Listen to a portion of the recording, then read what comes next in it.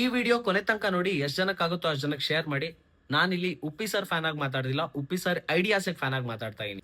Recent ಆಗಿ ಒಂದು statement viral ಆಯ್ತು, ಅನ್ಎಂಪ್ಲಾಯ್ಡ್ ಯೂತ್ಸ್ ಆರ್ ಕಾಕ್ರೋಚಸ್ ಅಂತ. ಈ ಸ್ಟೇಟ್ಮೆಂಟ್ ಕೊಟ್ಟಿದ್ದು Indian chief of justice Suryakant ಅವರು. ಈ ಸ್ಟೇಟ್ಮೆಂಟ್ ಕೊಟ್ಟಾದ್ಮೇಲೆ ಒಂದು ಇನ್ಸ್ಟಾಗ್ರಾಮ್ ಪೇಜ್ ಓಪನ್ ಆಗುತ್ತೆ, ಕಾಕ್ರೋಚ್ ಜನತಾ ಪಾರ್ಟಿ ಅಂತ.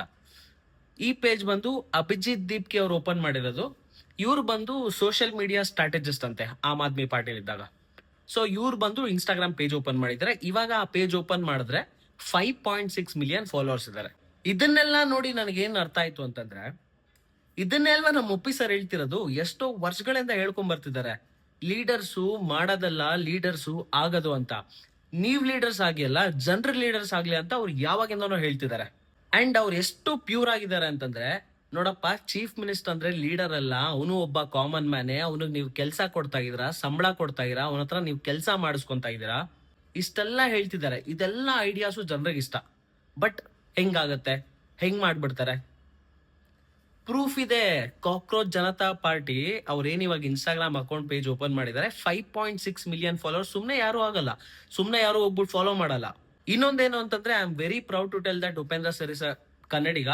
ಬಿಕಾಸ್ ಅವ್ರ ಐಡಿಯಾಸ್ ನಾವು ಫಸ್ಟ್ ಯೂಸ್ ಮಾಡ್ಕೊಂಡಿಲ್ಲ ಅಂತಂದ್ರೆ, ಅವ್ರು ಏನೆಲ್ಲ ಪ್ಲಾನ್ ಮಾಡ್ತಿದ್ದಾರೆ, ಅವ್ರು ಏನೆಲ್ಲ ಮಾಡ್ಬೇಕು ಅನ್ಕೊಂತಿದ್ದಾರೆ, ಅದನ್ನೆಲ್ಲ ನಾವು ಯೂಸ್ ಮಾಡ್ಕೊಂಡಿಲ್ಲ ಅಂತಂದ್ರೆ ನಮ್ಮಷ್ಟು ದಡ್ರು ಯಾರು ಇರಲ್ಲ.